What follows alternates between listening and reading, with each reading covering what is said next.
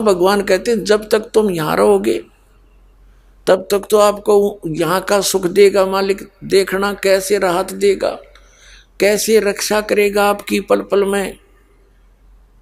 आप सोच भी नहीं सकते ये काम भगवान, आप सोच नहीं सकते कि कोई आपत्ति आप पर आई ये ऐसे टलेगी जैसे परमात्मा टाल के दिखाओगे आपको।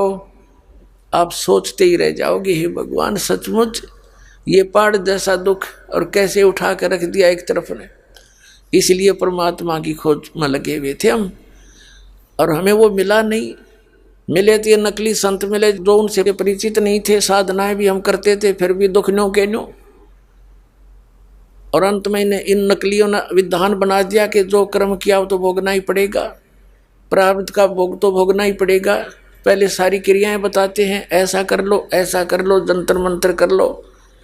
जब कोई राहत नहीं होती तो फिर लास्ट में ये बता देते हैं तेरे प्रारब्ध में लिखा है भोगना ही पड़ेगा।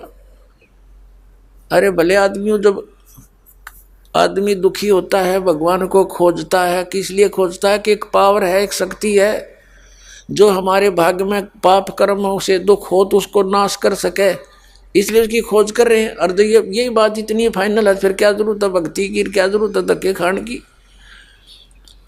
भक्ति भी उसी से बनेगी जब जिसके ये कष्ट कम हो जाएंगे।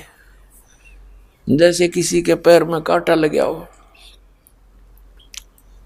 और कांटा लगा हो, किसी से पूछे भी मेरे पैर में दुख बहुत है, पीड़ा है, किस कारण से है, वो इतना तो बता दे उसने साफ सूफ करके देख के कि तेरे पैर में कांटा लग कर टूट गया गहरा, जिस कारण से पीड़ा है, और उसके पास उसके निकालने का कोई साधन है नहीं, तो वो ये कहे कि जूता पहन ले, कांटा तो नहीं निकल सकता, भविष्य में कांटे नहीं लगेंगे। तो कांटा लगे पैर में जूता पहना नहीं जा सकता, कांटा निकले और फिर उसको सलाह दे भाई फिर जूते मत निकालना, इस सफर में कांटे बहुत है। तो फिर इस डर से जूते पहनेगा ये भगवान, कहीं फिर बिजली ना गिर जाए, वो फिर उस पूरे सफर में जूता नहीं निकालेगा, क्योंकि वो कांटे की पीड़ा से परिचित हो चुका है। इसी प्रकार जिन पुण्यात्माओं के आज कर्म के कांटे इतने लग गए, बगैर जूतों के घूम रहे हम।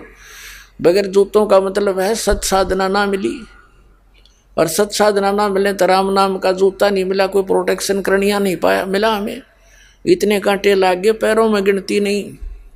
अब उनको निकाला जाएगा, धीरे धीरे निकलेंगे, और फिर कहा जाएगा कि नियम भंग मत करना, भगवान की भक्ति मत छोड़ना।